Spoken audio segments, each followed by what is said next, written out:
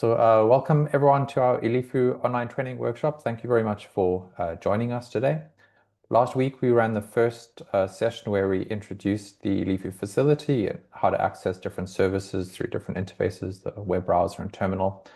We talked about the directory structure and introduced containers and modules as components of a software environment.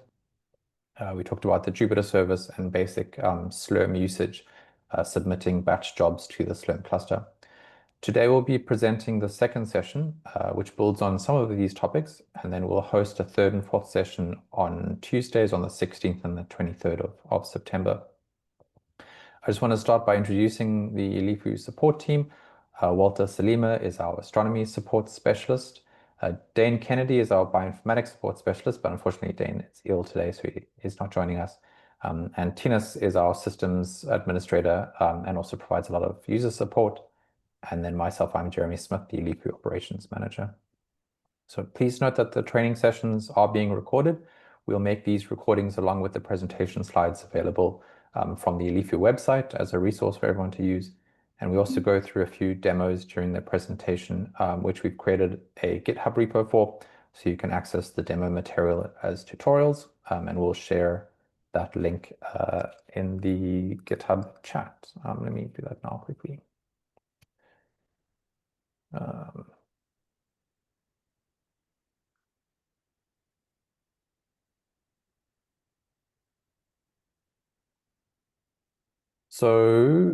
Topics for today, we're going to continue with software environments with a focus on Python virtual environments and R and RStudio. And then Tinus will take us through advanced Slurm usage, so using Slurm for interactive sessions and other useful commands and job structures. There's a lot of material to cover, so we're going to present the workshop material, and then we'll have a questions and answer session at the end of the workshop where we can address any questions that you might have. You're welcome to post questions during the workshop in the Zoom chat, and the support team can address them at the time, but otherwise we can respond to your questions during the Q&A at the end. So I just want to remind everyone about the available support channels. You can email us, the support team, at support@ilifu.ac.za. We have a ticketing system and a team of support personnel who will respond to any issues or questions that you might have. Our user documentation is at docs.ilifu.ac.za. So I'm just going to flash this up. So it has a getting started section, which will take you through the basics of using ilifu. We covered a lot of these topics in last week's introductory session. And then some of these topics are expanded on further under the technical documentation. Is domain-specific information for astronomy users and bioinformatics users, and other useful information here are data transfers, data management, which we'll cover in later sessions. So definitely recommend making use of our documentation. We do update this regularly with new features or new information. Then we have the ilifu status page at status.ilifu.ac.za. So this just provides information on the current state of the cluster. At the top is a general status, and then you can look at different components and drill down into specific services, and it indicates whether they're operational or non-operational.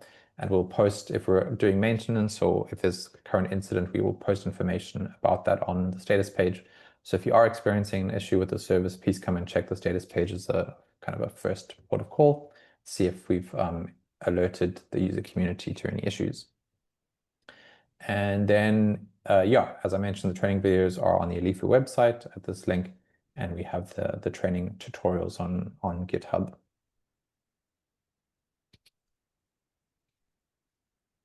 So in the first session last week, we talked about Singularity containers and modules as aspects of the software environment that are available on ilifu.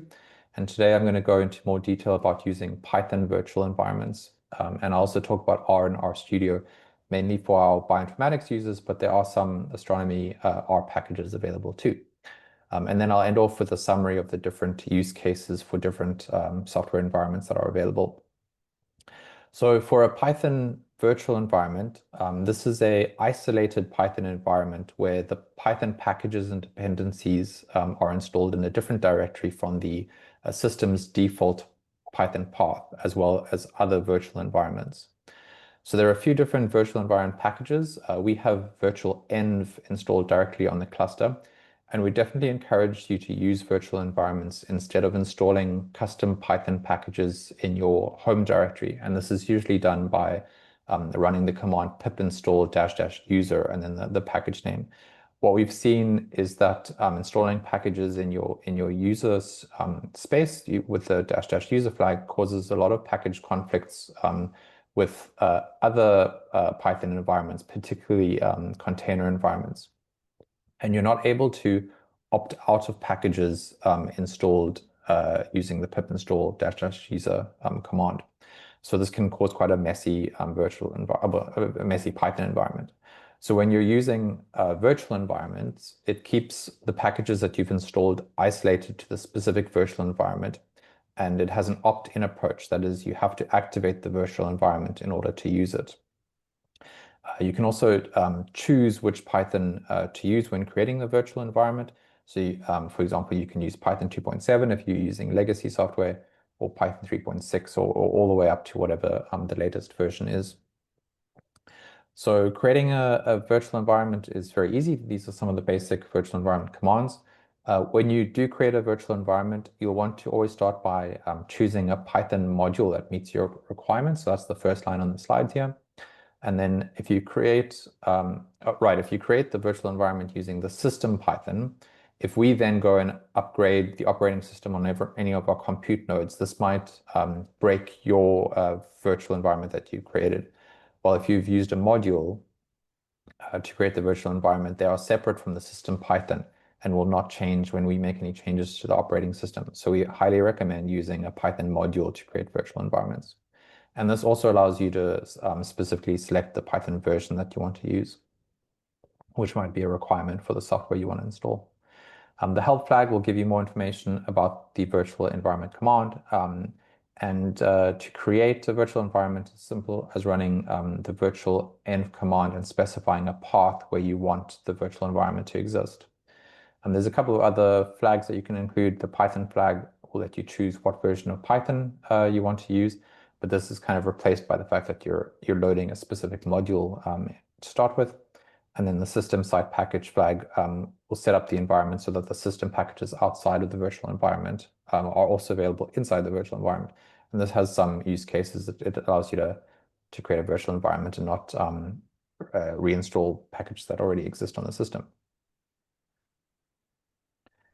So here is an example. The slide just takes through the steps of creating a virtual environment. You'll want to run virtual env and then specify the path to the virtual environment you want to create. So in this example, I'm creating my tut-env virtual environment, so tut tutorial environment. It's good to name your virtual environments to something that you will easily remember what the environment was used for. And I'm placing it in a folder or a directory called venv. So I basically, whenever I create a virtual environment, I put them all in the same venv folder to keep it neat. So this is the path that my virtual environment will be created in, and the tut-env is going to be the name of the virtual environment because that's the folder I've chosen. Then to activate the virtual environment, you need to source the activate script located in the bin folder in the virtual environment directory. So that's what the second command here is: source venv tut env /bin /activate. And that's to enter to invoke the virtual environment loaded into your path. And then the third line just indicates that the prefix to the command line will then change. So you can see it's now prefixed with tut-env, which indicates that the virtual environment is active. And you could then look at what Python binary is being called if you ran Python. So here I'm running which Python, and now the path of Python has changed to the Python that sits inside the virtual environment folder. So you doubly know that you loaded your virtual environment. And at this point, you can then install whatever Python packages you want. So you can pip install, here example, I'm just installing sacct learn. And then finally, you can exit the virtual environment with deactivate. So this is the opt-in, opt-out kind of approach where you have to enable the virtual environment. So you can use virtual environments when submitting jobs on the cluster or for development. An interesting use case is using a virtual environment as a custom kernel in Jupyter. So this is like a user-managed kernel. You can create the custom kernel using the IPython command. So slide the IPython kernel install. This will create a kernel using the active virtual environment. You just need to specify the kernel name and this will be the name of the kernel that appears in Jupyter, the Jupyter launcher. So to do this, you would activate your virtual environment. You'll need to install the ipykernel package, which installs all the packages required in order to run this virtual environment as a kernel in Jupyter. And then once you've done that, you can run ipykernel install. You specify a name and in your user space, and it'll output a message just indicating where the kernel configuration has been placed. And this is helpful to know because this is where all your users installed kernels are. And if you ever want to delete them, or remove them from the Jupyter launcher, you would go and delete this folder. So that's where it creates the configuration file. And then when you go to Jupyter and you open the Jupyter launcher, you'll be able to see your user-managed kernel available to develop with. So I'm going to go through a quick demo of this just to show the process. So I'm on the Slurm login node in the terminal here, and I'm going to just pop onto the develop partition to do this, mainly because creating a virtual environment is somewhat computer intensive based on how many maybe packages you're installing. So I'm going to first look at what Python modules are available in the system so I can choose a specific version. So I'm looking at the modules and I'm specifying just to look at the Python modules. And then I'm going to load Python 3.12.9, which is the not the latest, but the latest 3.12. So now I can run virtual env, and I'm going to place the virtual environment in my workspace at IDEA users Jeremy, and I have a folder there for all my virtual environments.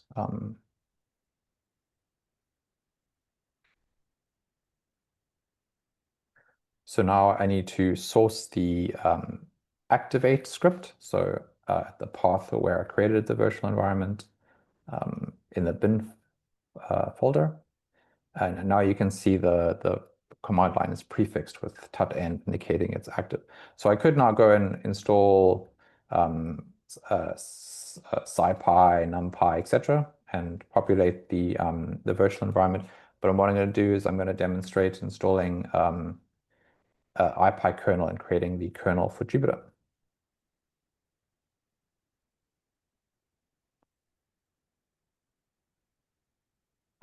Missed the install.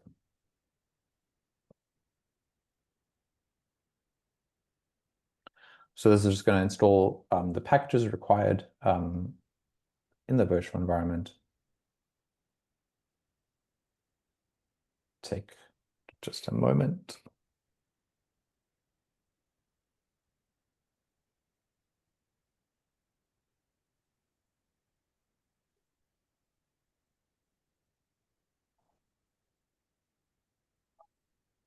If we switch to the Jupyter launcher, you can see that I don't have a kernel for this available yet. And it's a bunch of other, these are mostly the default kernels.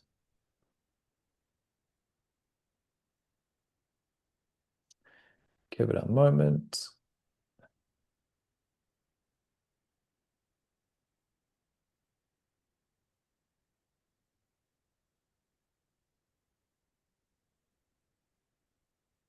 And then once it's finished, I'm going to run the IPython kernel install, give it a custom name, and then the kernel file be created.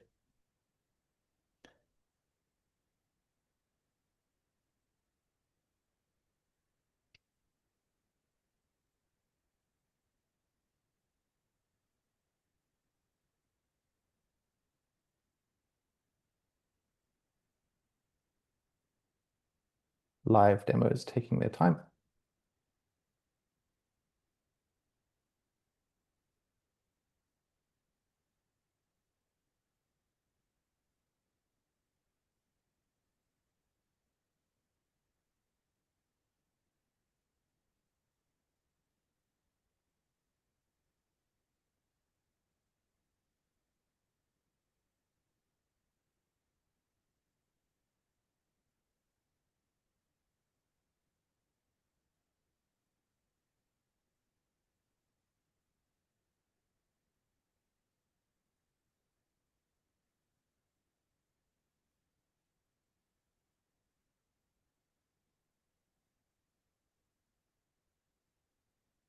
Let me continue with the presentation and then I'll come back to the demo. Hopefully it'll finish by then.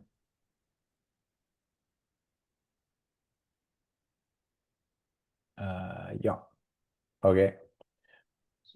Oh, it is doing the installs now, so perhaps it's quite quick.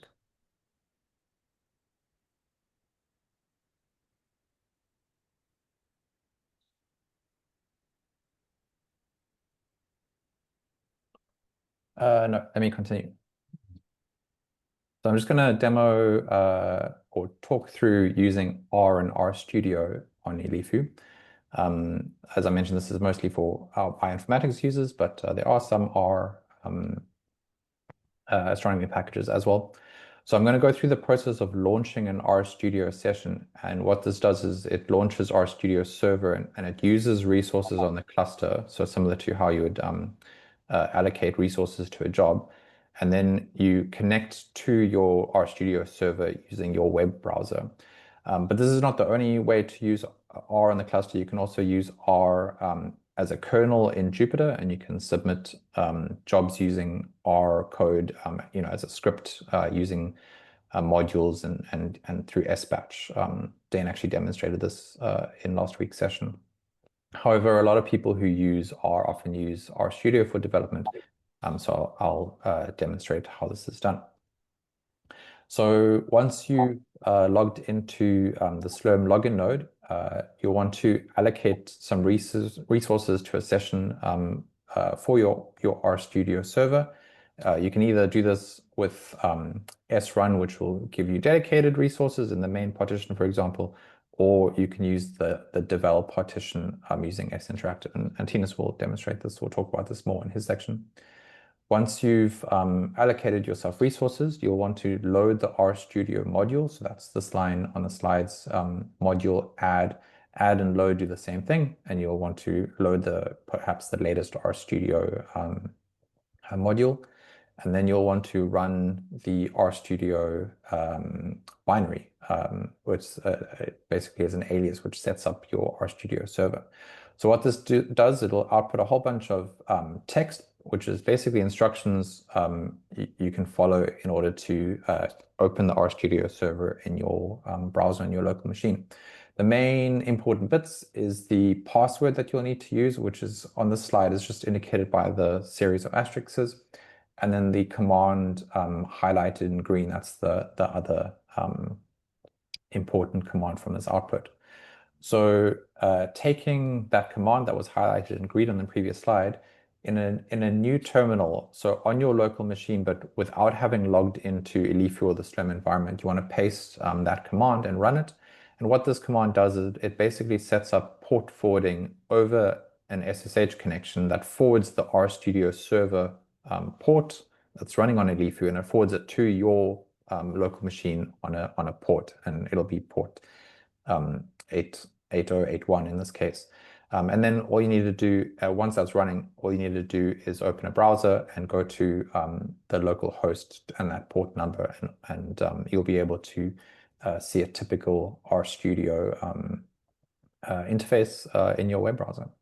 So I'm also going to demo this, but let me finish. So this one's the Python IPy kernel is finished installing. So I'm just going to paste.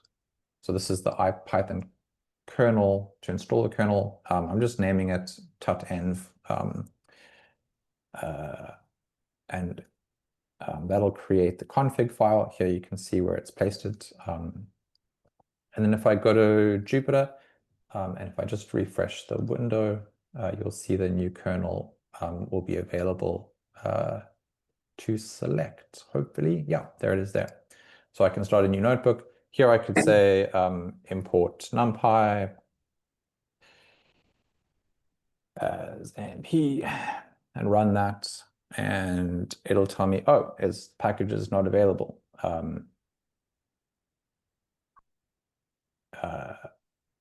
And then what I can go and do, I'm perhaps going to talk through this as opposed to demoing it because it's taking a little while. But on the terminal, I can then go and do pip install numpy here, install numpy, and I'll be able to run this command again and it'll be successful. But I'm not going to keep you waiting. So let me move to using the demo for RStudio. Oh, here we go. Well, let me just do it quickly.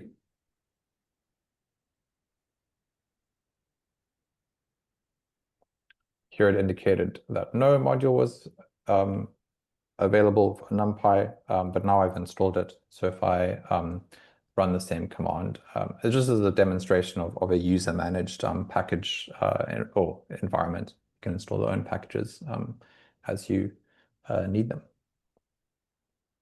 So there you can see it's been successfully imported.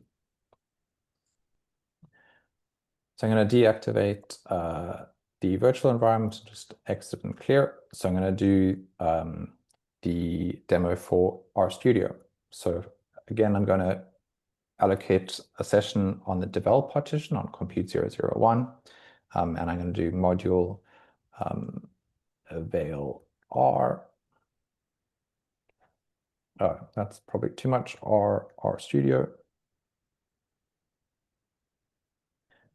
So here's the latest one, I believe. So I'm going to module load RStudio. I can also just, for information's sake, you can do help RStudio, and this also will indicate how to use this module. So here it's saying run RStudio or lowercase RStudio to start an RStudio server and follow the output instructions. So I'm going to do that.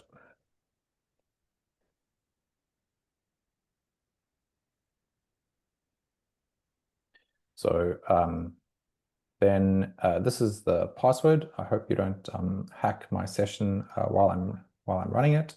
And this is the main the command that we need to run. So I'm going to copy that and open a new terminal window here. And I haven't logged into Slurm. I'm on my local machine, and I'm going to run this, which port forwards the session to me. So I don't have to do anything more than that.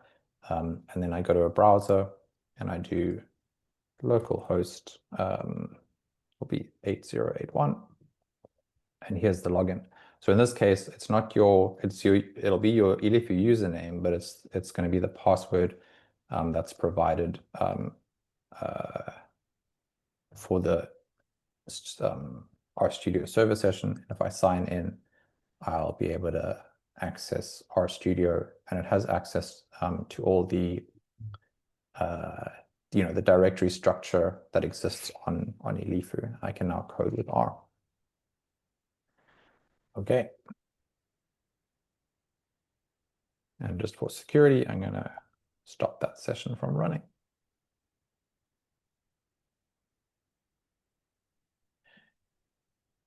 So just as a summary, we have various software environments available on ilifu, each with different use cases or applications, and we encourage you to explore the different options to figure out what best suits your needs. So virtual environments are very good for rapid development and prototyping. They are user managed, so they don't require us admin to assist you set them up, which is very good. And they can be shared within a group if you place them, or if you create the virtual environment in an appropriate folder, like a shared project folder. You can also then assign group permissions and allow multiple people to manage the virtual environment. So that's quite useful. Modules generally are they're available. There's lots of different common programming languages available, such as R or Python as modules. And there's also a lot of utility software, such as MPI. And quite a number of bioinformatics software is installed as modules. And then some modules also just quick shortcuts or shorthand to execute containers more conveniently. As an example, the RStudio command or module that I used is actually calling an RStudio container under the hood. That's what is running the server in. And then finally, containers themselves are very good for reproducibility and sharing because they're an encapsulated container. You can copy them to another facility or create them on your computer and copy them to ilifu, for example. And they're very good for running a well-developed pipeline or workflow on Slurm. Another good factor for containers is that if software that you're required to run depends on specific science libraries or dependencies, and these aren't available on the compute nodes, they're easily to include in the container itself, rather than having to install them across all the compute nodes in the cluster. So that's a very good reason to use containers. Yeah, I just wanted to mention as well that we recently developed a service, the Singularity Registry, which is a container repository. This is available from the application dashboard, the container registry, and all our supported containers are uploaded to the repository and uses where you can, this basically ensures science reproducibility, so you can always come and use these containers, even legacy ones. And these can be pulled to ilifu, but also to other facilities if you configure Singularity to, to point to this library. So this is another useful feature for containers. So that's everything from my side. I'm going to hand over to Tinus, who's going to take us through advanced Slurm usage. Cool. Thanks, Jeremy.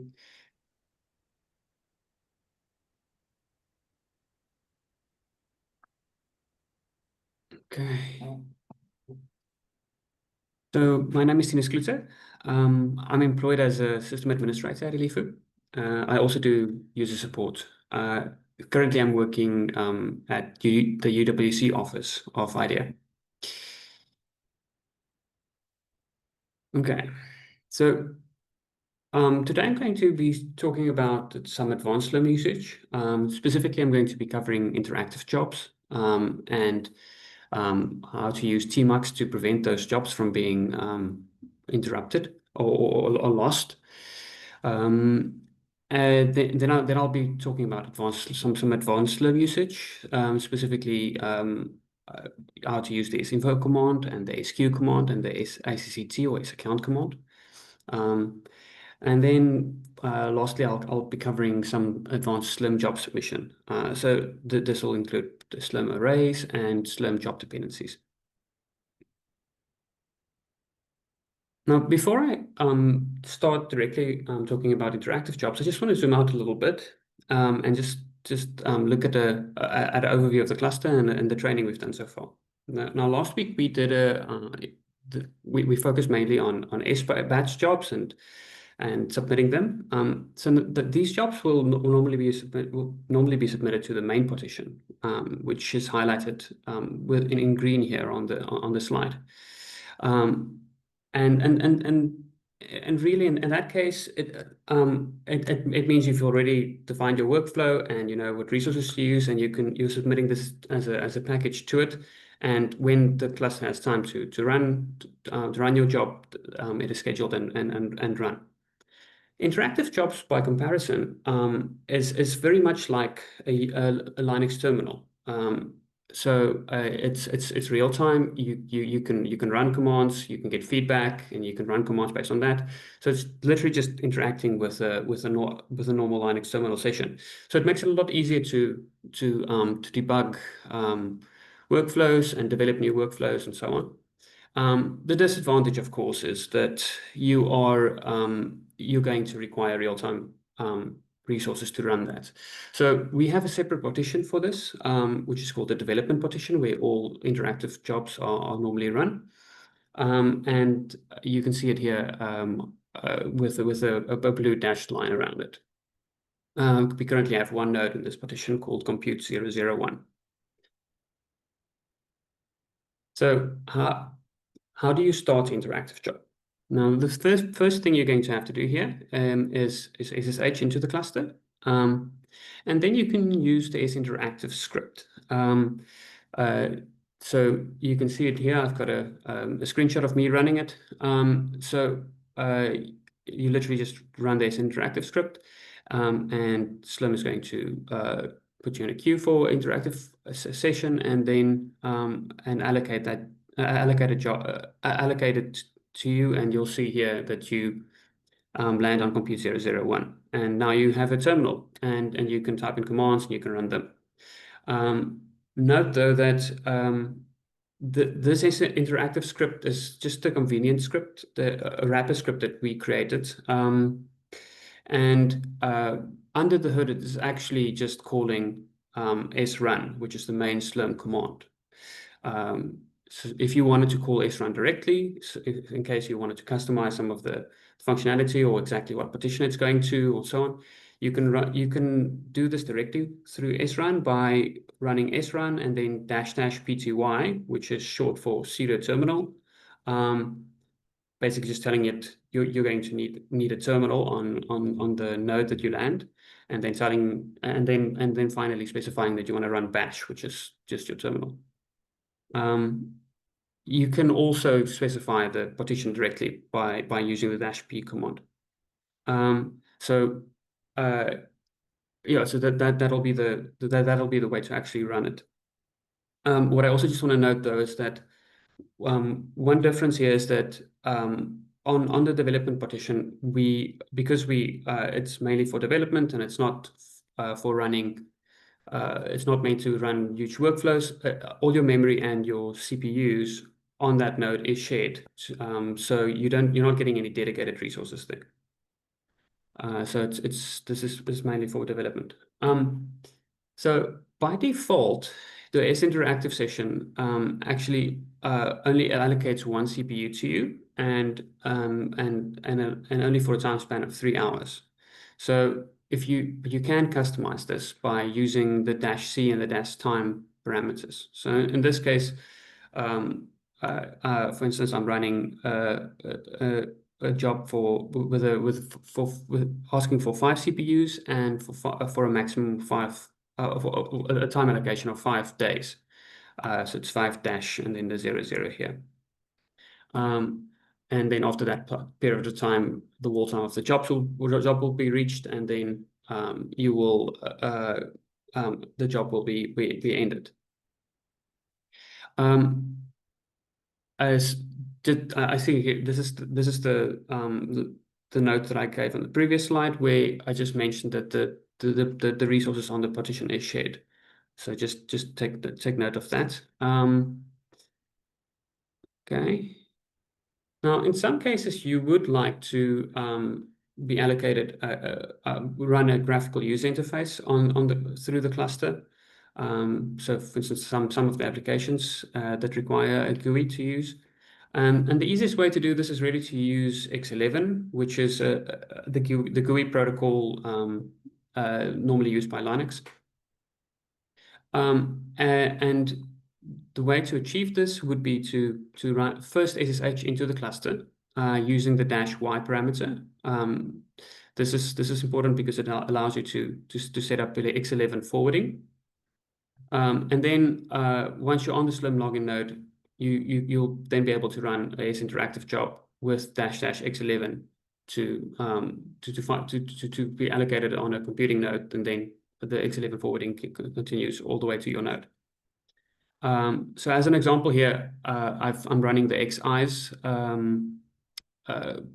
GUI application that just it's just a simple application with 2 eyes that follow your mouse.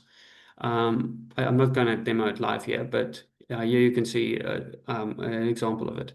Or for instance, here you could run xmessage to just test if your GUI is working. So in that case, what will happen is it'll actually basically forward from your display on your laptop, or and it'll be running through the cluster, and you'll be able to see the application on your normal desktop. If you are using Windows or using you will not have X11 installed though, so you will probably need to download and install another application for like Xming or VCX SRV. to be able to use this. Okay, now, one thing with the interactive job that's very important is that that you only allocated that one session. But if in the case where the connection drops, you won't be able to connect back to that session. You'll basically be lose access to that terminal, which isn't great if you're running a workflow and you wanted to look at the output of the commands you were running or anything like that. So what we really generally recommend is that you use tmux, which is a terminal multiplexer. But the main feature we're interested in is that it's got a persistent connection, which means that if the connection does dip, you are able to connect back into the Slurm login node and then attach back to your session again, so you won't lose access to it. It does have some nice features as well, though.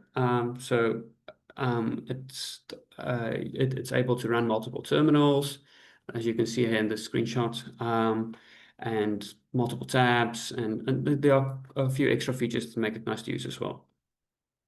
So the way you use this would be to run the tmux command directly on the Slurm login node, which will start a new tmux session, which looks something like this. Just one of those screens though. And if you are ever disconnected, or you're then able to you're able to list all the active sessions that you have open by using the tmux list command, and then you're able to attach to the last one or a specific one using the attach command. You can see more information by just running tmux help, similar to most Linux scripts or programs. So all this added functionality of tmux does come with a bit of a slight learning curve. There are some keyboard shortcuts that you need to know to be able to navigate tmux. The most important one being Control B. So this is the default. That's basically just like the control shortcut. So to be able to detach from a session, you'll press Control B and then let go, and then press D shortly afterwards. If you're able to kill a session, so detach just means you want to disconnect and be able to connect to that session again without losing anything. If you want to kill the session completely and lose all the information, that would be Control B and then X.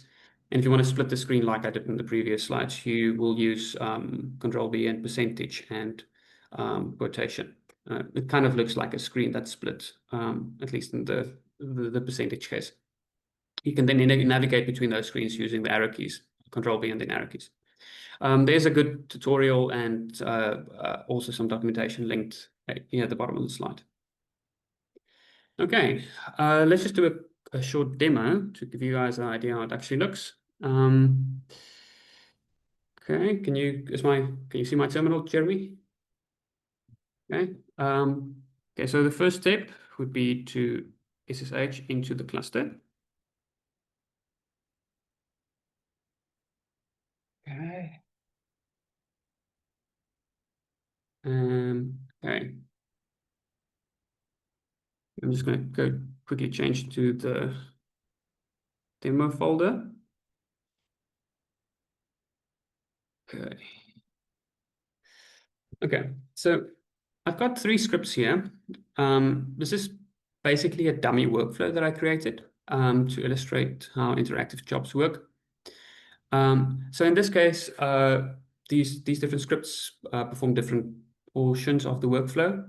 So the first one would be the one that copies over files or sets up files, configuration files, or whatever for the program that needs to do the computation. The second one would be the computation portion that actually processes the, I don't know, image cube or whatever it is that you want to do. As I said, these are dummy scripts, so I can make up whatever I want here. But it literally be running a computation with some output, and then finally the last script would be the script that collects all the results, copies over the things I want to keep, and then deletes the rest, for instance. So what's my first step here? Just follow along in your head. Obviously, my first step would be to run this first script, right? So I can just press enter. No, no. You're on the Slurm login node currently, so you actually can do that. If you do that, you're running it in the wrong place.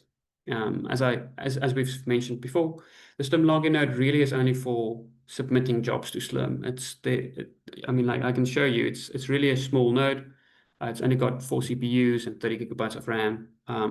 So you don't want to be running a lot of large jobs there, because it'll make it harder for other people to submit their jobs. So the first step would be to run something like sInteractive, for instance, if you just want to test it. We can quickly do that as an example. And you'll see here now I'm on compute 001. Now I can go run my script. The other way to do it, note that, just remember, this will only be for 3 hours. If you wanted a longer time period, you would have to say -t and then specify a time period. The other way to do it is if I wanted to run it on the main partition, but still wanted interactive job, I could just use srun directly. So running srun, specifying I'm going to need a sudo terminal, and I'm going to run bash. This will use the default srun parameters, which are similar to the sInteractive. And now you'll see I landed on compute 201, which is one of our dedicated nodes. Actually happened very quickly. Sometimes this can be slower because you're actually entering the main queue. Currently, we do have some free resources, so but if a lot of jobs were running on the cluster, you might have to wait a little bit of time to get allocated to the dedicated session. Okay, but I'm going to exit this one as well, because I actually want to demo how you would typically run this workflow in real life. So what I would normally recommend is, instead of allocating, asking for resources directly now, I would first run tmux, because I don't want to directly on the Slurm login node, because I don't want the connection to be interrupted. So you'll see there's a bar at the bottom here. The default tmux bar is green. I've customized mine a little bit, but it's a similar feel to the default one. And now that I have tmux open here, I can run my sInteractive command to actually get allocated on the development partition. And now let's just see my scripts again. And now I can start running the first step of the script to set up the workflow. So let's cleans the folder, it sets up creates the files, and it's now ready for computation. So now I can run the second step of my script,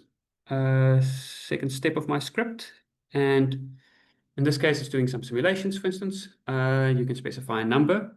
So now, this is also important with the interactive job. It's a lot easier to actually give input if your script requires it. With the sbatch job, this would probably be a blocker, and you'd have to find, when you're building a sbatch job, you would have to find a way to give this information directly to it, instead of waiting for the feedback from the user. But in this case, we can say 10, and it'll start doing, or we can probably say 15, and then it'll start doing the computation. So now it's running the actual workflow. Now, let's say this takes a few hours, right? And you suddenly now lose connection. And I'm just going to simulate this by exiting everything.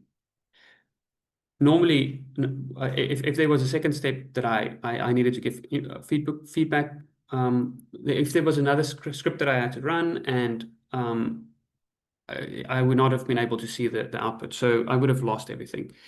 But because I ran this with tmux, I can actually just SSH back into the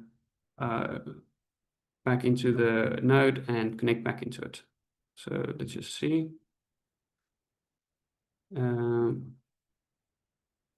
SSH.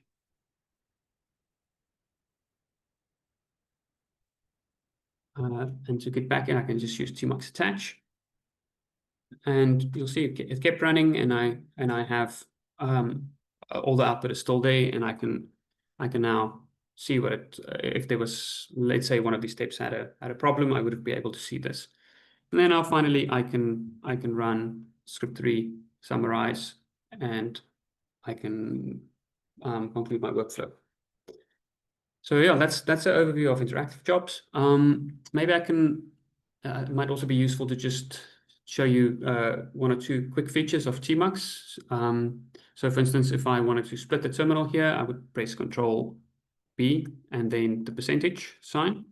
So that shows me, creates another terminal. And if I wanted to split it again, I can press Control B and the quotation. So you can have all of these terminals open at the same time, and you can change between them by using the arrow keys and Control B and then the arrow key. This is quite useful if you need to have multiple things open at the same time to debug something. Okay, but let me just quickly close these.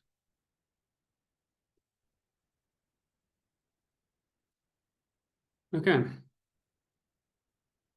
So now next we're going to be covering some advanced Slurm usage, starting with the sinfo command, which tells you how busy the cluster actually is. Of course, it gives you information about this of the state of the cluster.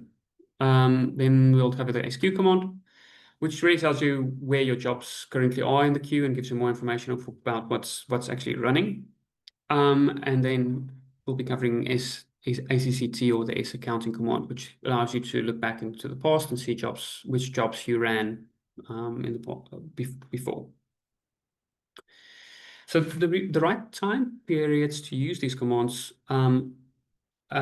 is really before you want to run a job, you would typically use sinfo to just get a quick overview of what is going on the cluster, how many nodes are free, and so on.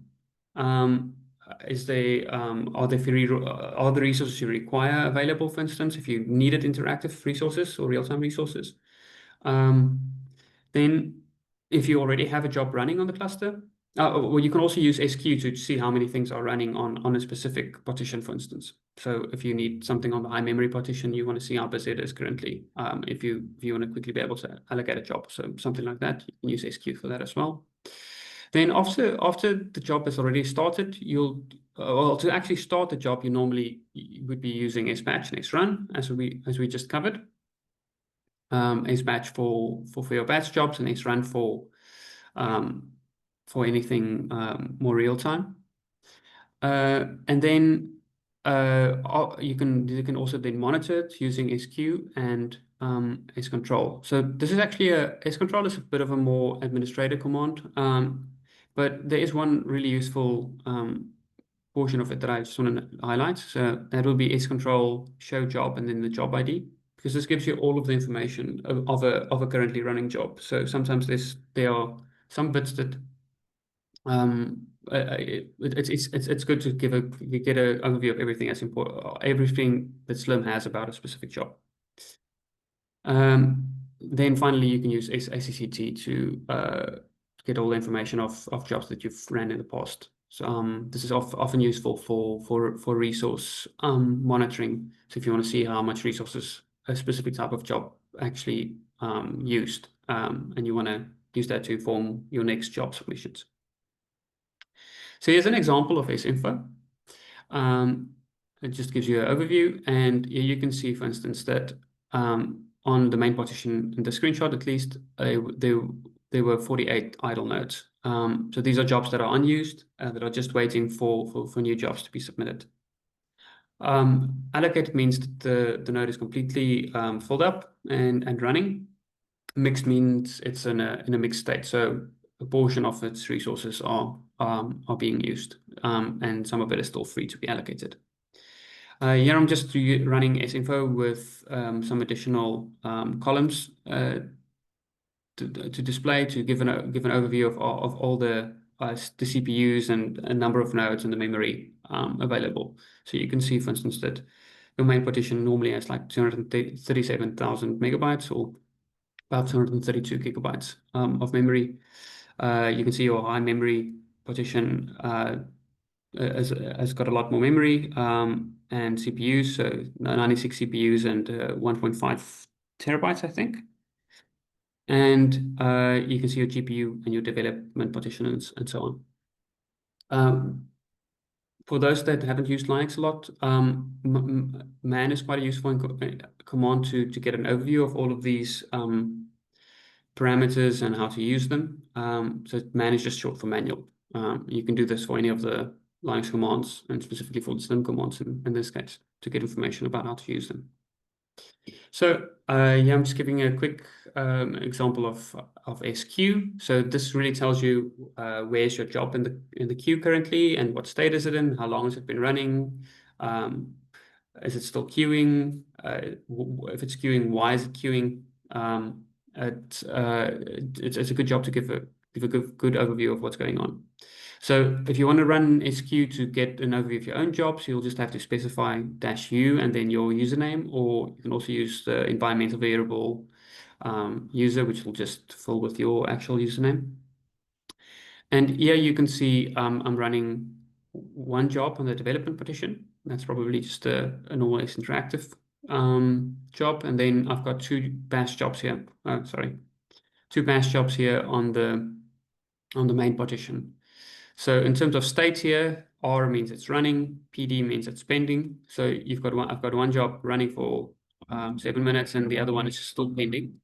And then the node list here tells you why it's pending. So in this case, it's telling you it's waiting for resources to become available on the cluster.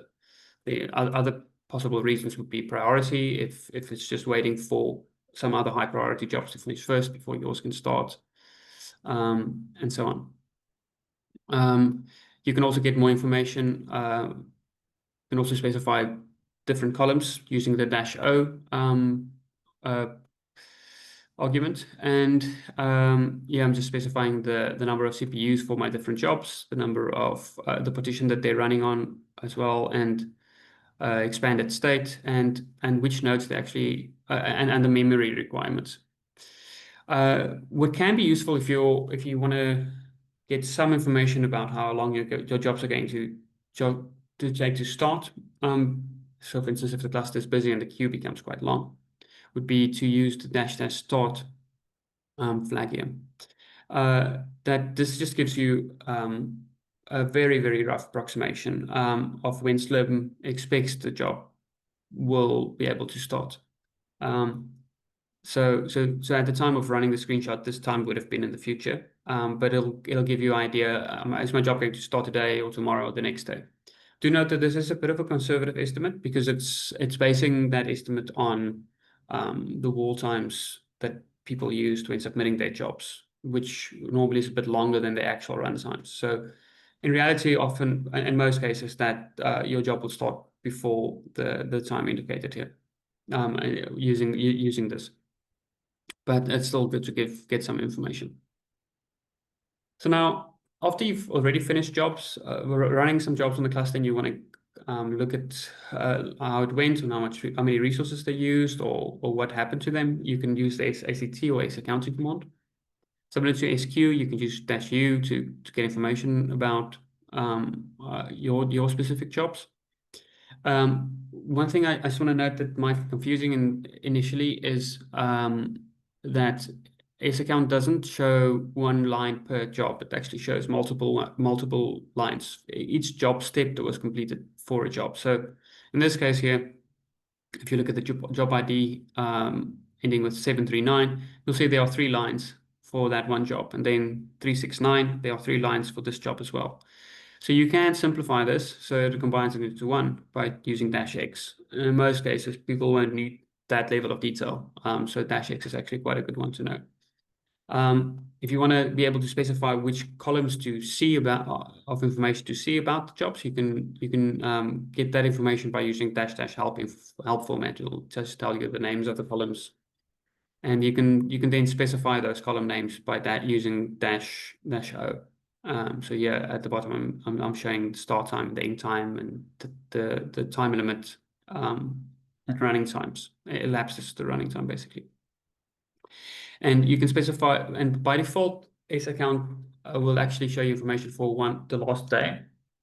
If you want to show the information over a longer period, you can specify that period by using -s for the start time or start date, and -e for the end date to show the counts run the jobs that was run during that period. Sometimes the information is too much to be showed and can get cut off, like the accounting information here. You'll see the plus. The full name of the account is actually pipelines here, I think. So that's cut off. You can actually specify the width of those columns by using percentage. So yeah, job name, percentage, and a number will expand that to the amount of to 15 characters.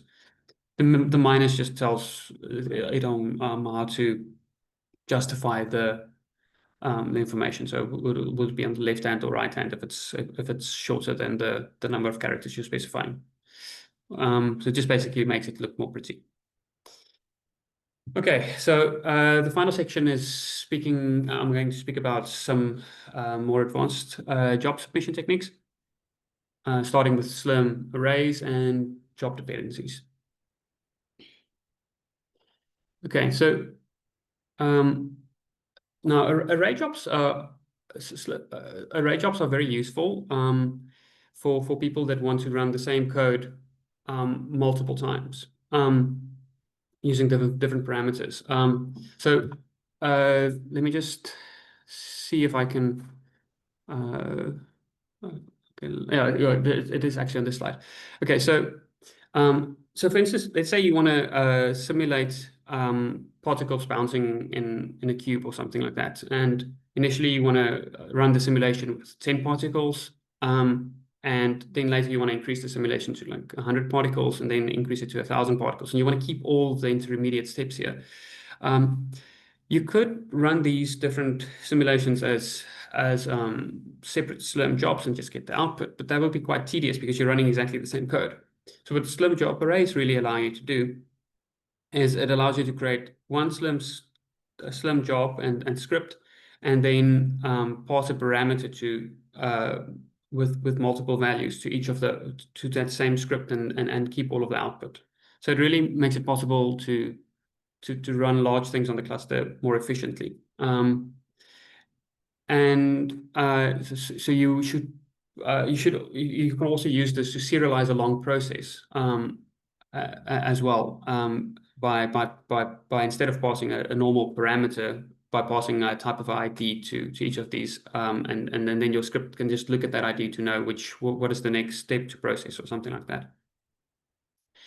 I've got an example here. Well, that'll be a case of, yeah. So I've got an example here of a Slurm job array, and in this case, I'm going to be running an array with an array of 20 jobs, and I'm going to be running 5 of them concurrently. So here this is just a normal sbatch configuration at the top. So you specify the IDs of the array, so it'll be 1 to 20, and the percentage 5 at the end there just basically tells it it's going to be running 5 of those at the same time, and as they complete, it'll start new ones. So this is really good for efficiency as well, because otherwise, if you didn't specify this, all 20 jobs would be submitted to the cluster at the same time, and you can imagine if you scale this up to 1,000, that would be way too much. So this allows you to only use a smaller amount of resources, but it will obviously mean your job takes a little bit of more time to complete. Okay, I just specify the job name and the output. We'll get back to this bit in a bit. But the important bit here is that my script is basically just going to be running with a different input. This Slurm array task ID bit is just going to be the index of the specific job. So the first job would be a 1, then be a 2, and then 3, and up to 20. So in my let's say my simulation example, that would be used by the script to run the simulation. So of a cube with 1 particle bouncing, or 2, or 3, or 5, or 20, or whatever. And then what will happen is the output would be logged here. This just specifies the actual naming scheme for the output of each of those jobs, so that each of them will create a separate output and also have a separate error log. So we'll get back to this now, but this is just substitutions that are often used by that are shorthand substitutions that you can use in Slurm to make sure that your output is going to be neat, and you can easily identify which output belongs to which array task. So for instance, as an example, this percentage expert would just be a shorthand for your job name, or otherwise you could always also just specify the environmental variable, Slurm job name. So basically in your logs, it's going to be my array job, and then dash, and then the next bit would be the master job allocation number for your job. So this will just be the very first ID that's allocated to you when you run your job. So you're going to run your job array job, and it's going to in total there's going to be 20 that's run, but Slurm is going to allocate a job ID for your very first job, and that in this case, let's say it was 1,000. That very first one is unique, and that just identifies the array to Slurm. And it'll store that using dash capital A. So in this case, my logs are going to be my array job and then dash 1,000, and then underscore the specific index of each of those. So the first one would just be 1, and then 2, and then 3, and then 4 up to 20. I'll show this in a demo. It's really hard to explain here without a live terminal and jobs running, but it sounds confusing now, but I promise it's much less confusing than when you actually see it. Okay, so the final thing I wanted to cover here is Slurm Job Dependencies. So what these do is they really allow you to schedule the running of a job based on the status of previous jobs. So for instance, let's say you have 2 jobs you want to run, but the first one is dependent on the output of the second one, of the first one. The second one is dependent on the output of the first one. What you can do is you can just submit your first job, and then instead of waiting for the first one to complete and then only submitting your second job, you can make that second job dependent on the first one. So it'll remain queuing. It'll keep queuing until the first job is completed and then only start running. So in this way, you can actually build quite complex workflows that you can launch quite easily. The way you do this is in your sbatch submission for the dependent job. You can just use -d, and then you can specify the state and state of you can specify the other job that has to be checked first. So in this case, I'm running this job, but it'll first check if the job 1, 2, 3, 4 is completed successfully. So this is what after OK means. And only so if job 1, 2, 3, 4 were to fail, then this job would not run. If it were to succeed, then this new job would actually run.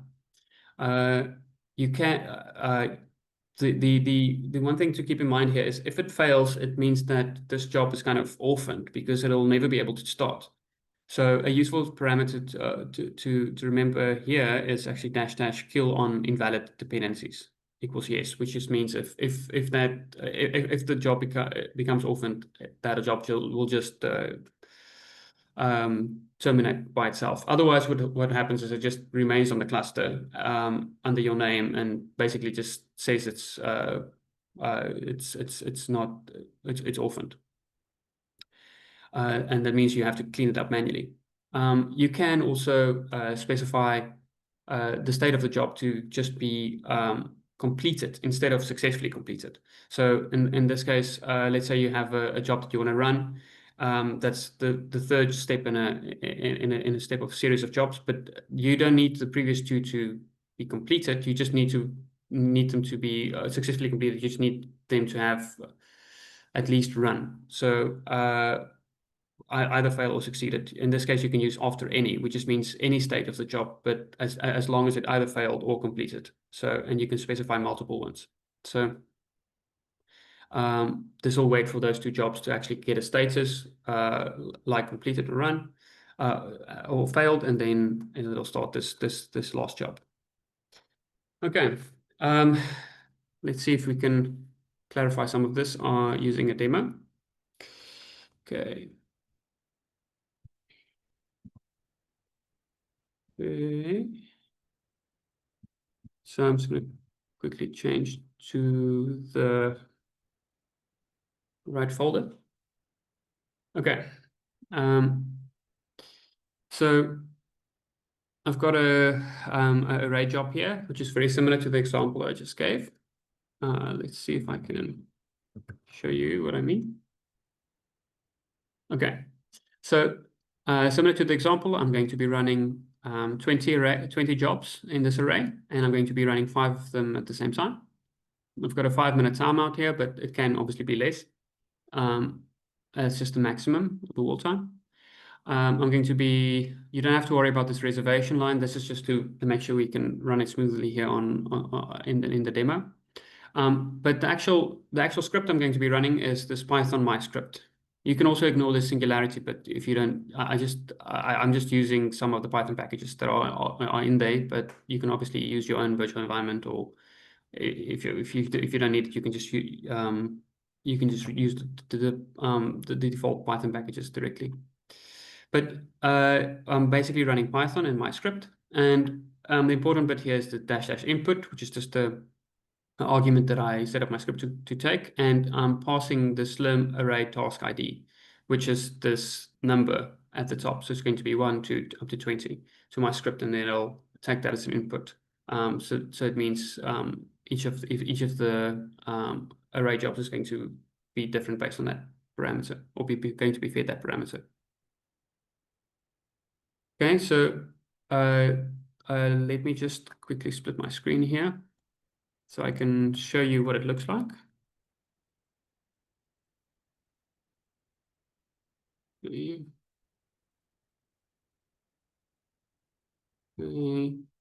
So you don't have to, so if I want to check which jobs I currently have running on the cluster, I'd be using squeue, and in this case Cloete.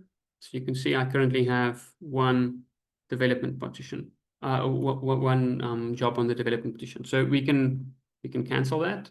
I actually think I'm currently in that job, so I don't know what's going to happen if I cancel it from itself. I'll probably just terminate it.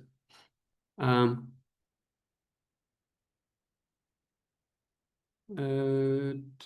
probably can just exit here. So there we go. Okay. Okay, so now we should have no jobs on the. Yeah, so it's currently completing. So that'll clear in a bit. I'm just going to be using a command here just for the demo, so you don't have to worry about this. Yeah, so basically just this will just call this command every 2 seconds so you can see what's going on. Okay. So okay, so now we can actually submit the job using. You're in now the I'm interactive script folder. Yeah, no, I still thanks. Let me just go back. I don't since I wasn't in did we actually show a sbatch submission in the previous training session? Do you think I just need to do a normal sbatch submission first before doing a array? No, we did do a sbatch Tinus in the first Okay. session, yeah. Okay, cool. Okay. Okay, so now I'm in the right folder. So it's just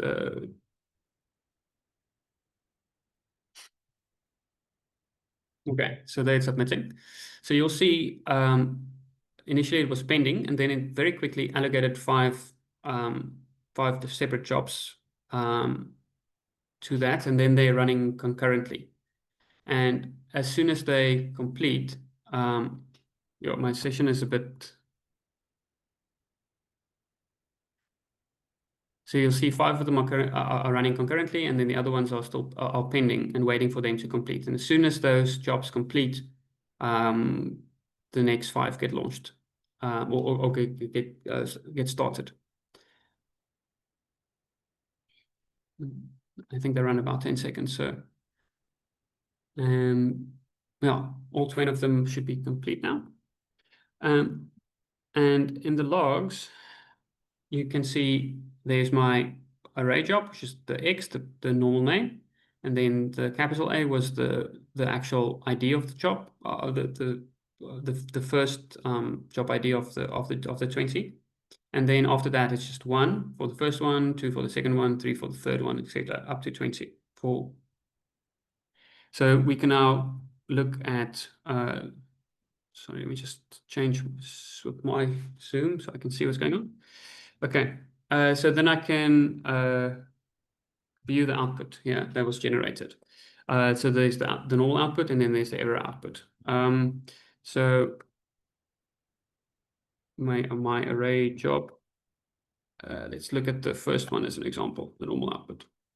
So you'll see I just printed my script started, and then for this demo, I literally just printed the parameter number. So that would just be a 1, and then the script ended. We can look at if there was any errors. So the error file is blank, so nothing went wrong. And we can also let's look at a random one. So 15. So you'll see the input parameter is 15. So this really makes it a lot easier to run the same script multiple times for a workflow. That's my demo for the day. I think we can probably let's just see. Yeah, that's the last slide. It's just the best practices. Maybe I can maybe just iterate this. So in general, we try to use sbatch instead of interactive or interactive jobs if you can. But as we just covered, the interactive jobs are very, very useful for developing and testing things. Then it's important to specify the right resource requirement for your jobs, because it is really a shared resource pool. So if you're allocating way too much resources, it means other people are not able to use them. So this is where accounts and so on becomes important, but you can see how much resources were actually used. In the next session, we'll cover this in a lot more detail to determine what resources you require for your jobs. Then for those that'll be making use of the scratch3 folder for data processing, this is a lot of astronomy users. That is a large storage space that we have where people can store intermediate files while they're processing it. It's really important to only use that for the time period you really need it, and then clean up afterwards and delete the files so other people can use that storage. Otherwise, it fills up, and then people can't, and then there's not enough space for people's jobs to run. Then I think the rest we basically cover. Just don't run jobs on the login node as far as possible, and also don't place large files in your user directory. We actually now have a quota session, this quota there, so people aren't able to do that, but that can still lead to issues, because it means if you're running your own jobs and you're creating error log files and so on, if your user folder is filled up, it means you're not able to allocate a Jupyter session or something like that, just because there's no space available. So yeah, that about covers everything. Thanks. I think we can probably open the floor to questions. Thanks, Tinus. Thanks for the presentation and the demos. Yeah, so as Tinus mentioned, we can now do a Q&A session. So if you have any questions, you're welcome to raise your hand or unmute yourself and ask. Otherwise, you can also post questions in the Zoom chat if you don't want to speak on your mic. Happy to answer questions over text too.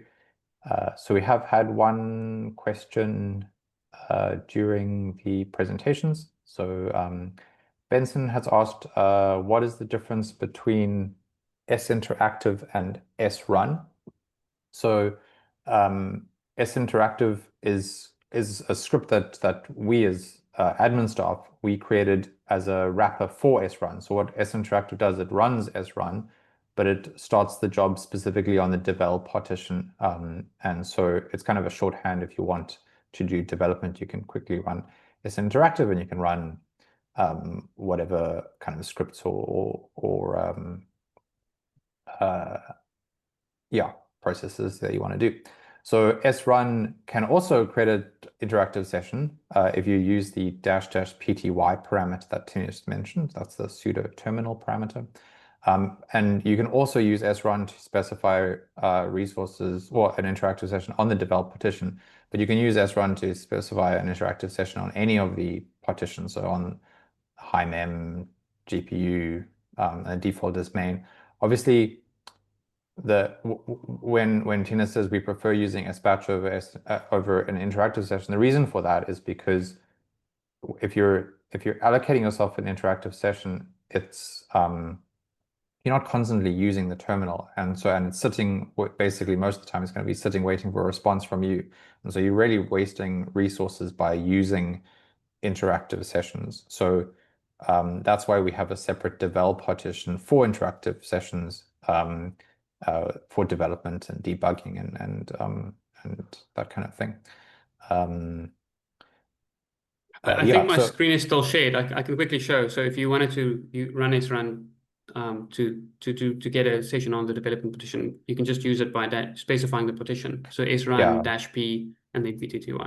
And then exactly. So that's basically doing exactly what the sinteractive command does. That's what it is running, yeah. But Tias, do you want to do sinteractive-h, and then you can show that you can also, I mean, the help for sinteractive. Oh, sure, yeah.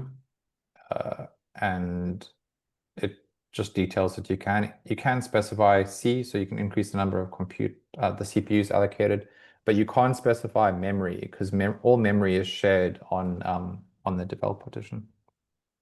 Yeah. Cool.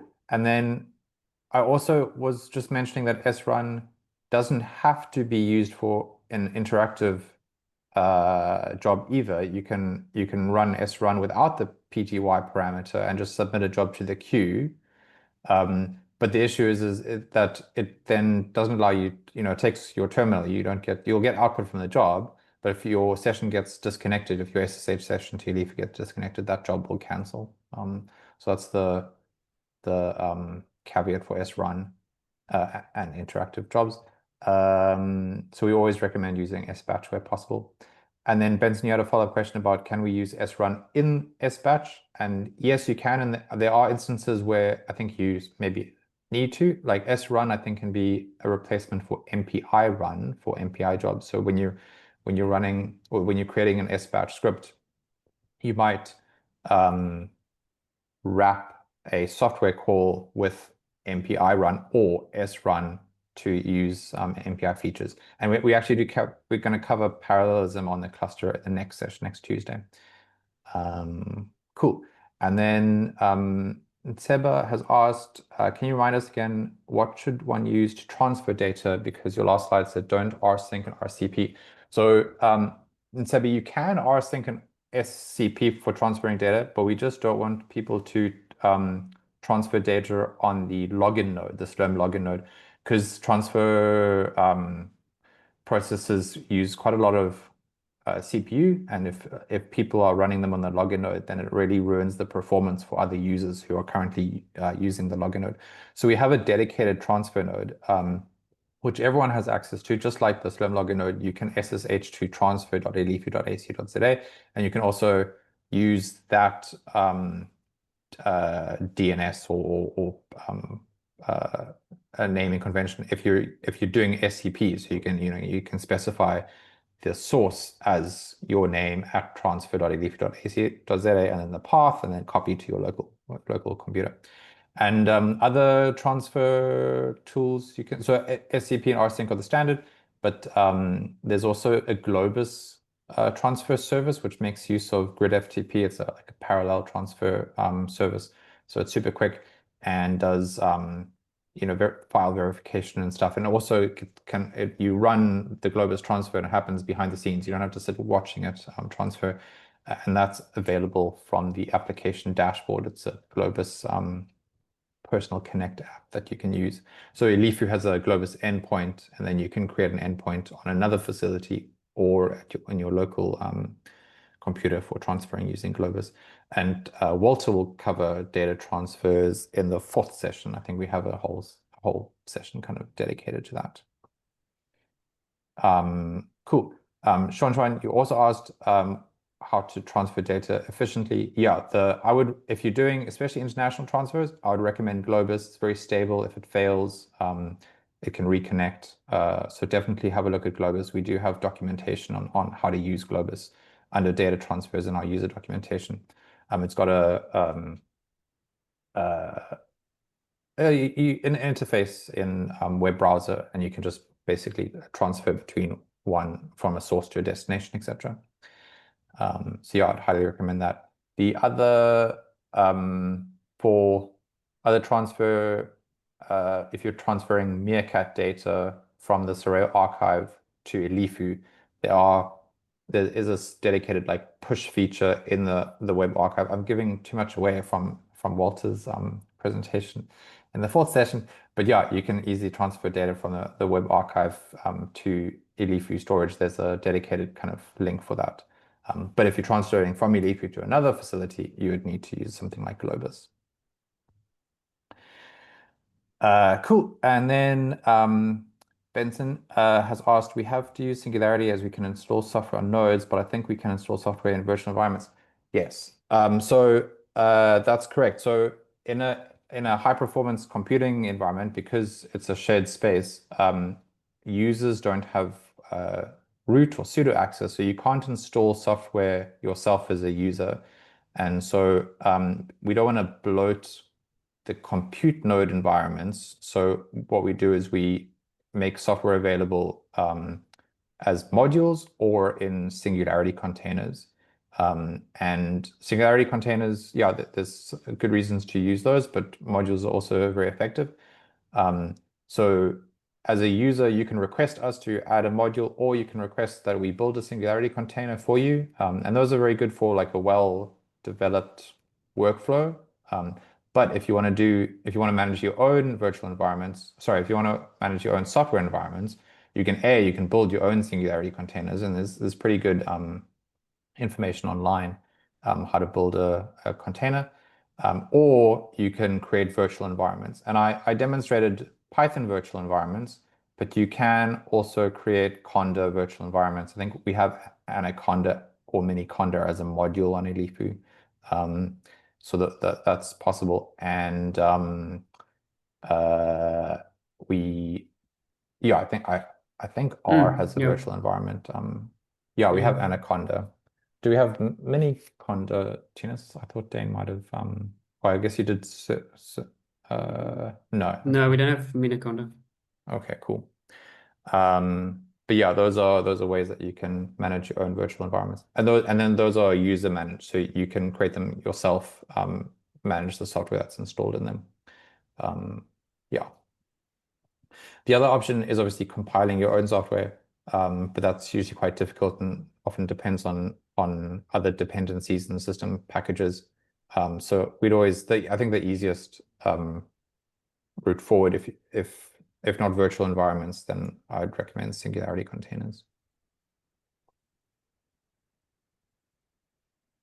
Cool. Yeah, great questions.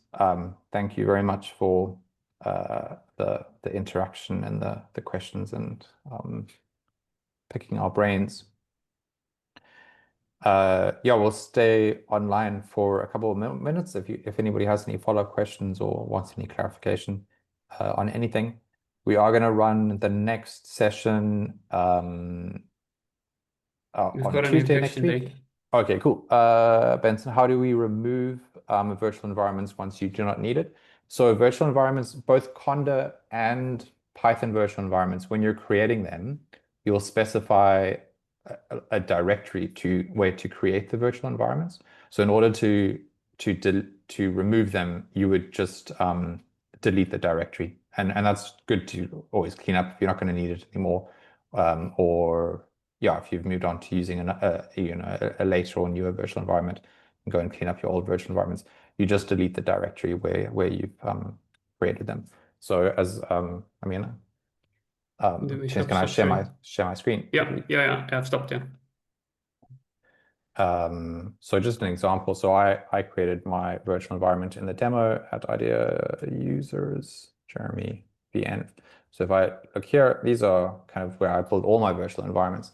And I did the tut-env one today. So it's just a matter of doing rm recursive tut-env, and that virtual environment will be deleted. I use this virtual environment to create the kernel in Jupyter. So if I look at Jupyter, this kernel will still exist here, but actually it'll be broken because that virtual environment no longer exists. And all your kernels for Jupyter are placed at in your home directory at .local share Jupyter kernels. So I can list here, and I'd also need to remove the tut-env, and that'll go away. So it's good to clean up.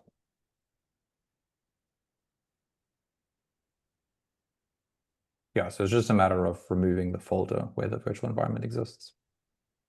One thing I should maybe just mention there is that virtual environments are very flexible and great, but you can't move them that easily. So you can't just copy them and move them like a typical folder. Yeah, that's true. So they have the paths to the location are hard coded in their configuration files. So as Gina says, you can't move a virtual environment to another location. So it's always, if you created it on Scratch and we're going to go and run the auto Scratch deletion and clear up your virtual environments, you can't copy it to like your workspace. You'd need to go and recreate that virtual environment in your workspace. But it's usually quite easy to recreate a virtual environment. If you run pip freeze, it'll output all the packages that you've previously installed, and you could just use that output to recreate the other virtual environment, your new one. Cool. Great questions. I was saying next session is next week, Tuesday, the 16th of September. Tinus and Dane are going to take us through parallelism on the cluster. So that's using threads, multiple cores, as well as multiple nodes. So this is very dependent on the software that you're using, but it often can increase or decrease the runtime because you're throwing more resources at a problem. And Tinus is going to go through more deep dive on resource allocation. So like how to figure out what resources you need to allocate to a job, basically in order to conserve resources on the cluster so that you're not over allocating and wasting memory or CPU or wall time to your jobs in the cluster, because it's a shared resource space, and the more strict people are with resource allocation, the more resources are available for everyone to use. Cool. Thanks for sticking it out to the end, and hopefully we will see you next week, Tuesday. We can end there. Thanks, everyone, and thanks again, Tinus.